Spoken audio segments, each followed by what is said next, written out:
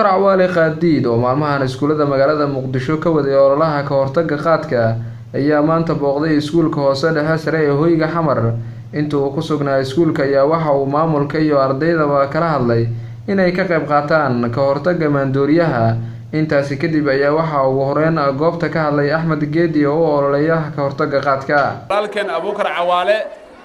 oo runtii nin haliyay Soomaaliyeed oo anigu aan ku jeclaaday Soomaalinimada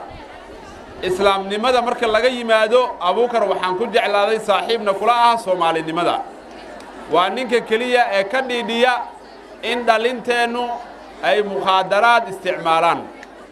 shaqadaasna kaligiisa uu istaagay sida macallinkii naga horeeyay uu sheegay Ilaahay subxaanahu wa ta'aala waxaan rajaynaynaa inuu abaal marin uga dhigi doono jannada sida uu u qiimeynayo dadkiisa isagoo qaxooti ku dal kale ayuu Soomaaliya u soo hiloobay sanad kasta noo yimaada si dhalinta uu uga digo daroogada qaadka iyo hadda taabuuga la sheegayo cusub oo dalka ku soo kordhay waxaan rabnaa marka Soomaalinimada ayaana deeqda maxaana deeqa Soomaalinimo waa laga gudbay xilligii ay danley siyaasadeed iyo kuwa kooxaysi ay dalka iyo dhalinyarada ay siday rabaan u hogaami jireen. Sidoo kale waxa goobta ka hadlay Cabdiraxmaan Sheekh Maxamed Shaacir oo agaasimaha iskuulka Hoyga Xamar isagoona sheegay inuu ku faraxsan yahay booqashada Abuukar Cawaale. Assalaamu calaykum. Saakay waxaan la jooga marti qaaliya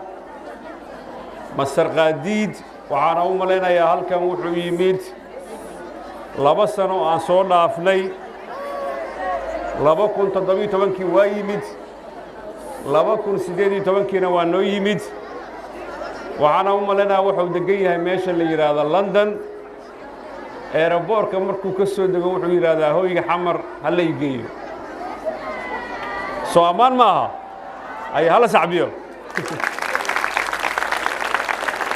waa ka ajiibnay waa close friend saaxiib gaara weeye waxaan codsanaa maanta intuu nala joogo sanadii horena waa joogteen sidii loo soo dhaweyn jiray in loo soo dhaweeyo khudbadihiisana inaad dhegaysataan waa rajaynaa wixii fariinana aad u gudbisaan waalidiintiinna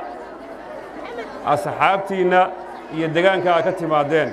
ugu dambeynna waxa goobta ka hadlay Abuukar Cawaale Qaadiid waxa uu ardayda u sharxay farqiga u dhaxeeya qofka qaadka cunay iyo qofka aan cunayn. waxa idinkaga wada adeer gacaliye nolosha qaadku waxay ka jajabinaysaa asaaga bay ka rabaysaa luusar bay ka dhigaysaa duufi bay ka dhigaysaa xariga Ilaahay bay ka fogeynaysaa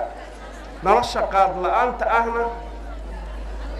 Ilaahay bay ku dhaweynaysaa xaybaan noqonaysaa qof baska xalaal noqonaysaa qof xisaabtamaan noqonaysaa waxa aan idin sheegayo waa sheekadaydii laakiin magaalada Muqdisho iga marxaatay waxa aan sheegayo inay run tahay bal eega oo u fiirsada shirkadaha kambaniyada Hormuud Telecom Amal Dahabshiil oo shirkado oo dhan iskuula wax walba dadka hogaaminaya oo lacagta haysta oo dhaqaalaha haysta oo nadiifka fiiriya qaad ma cunaan kuwaas Ismaaciil Adan Bariise Somali Cable TV magaalada Muqdisho.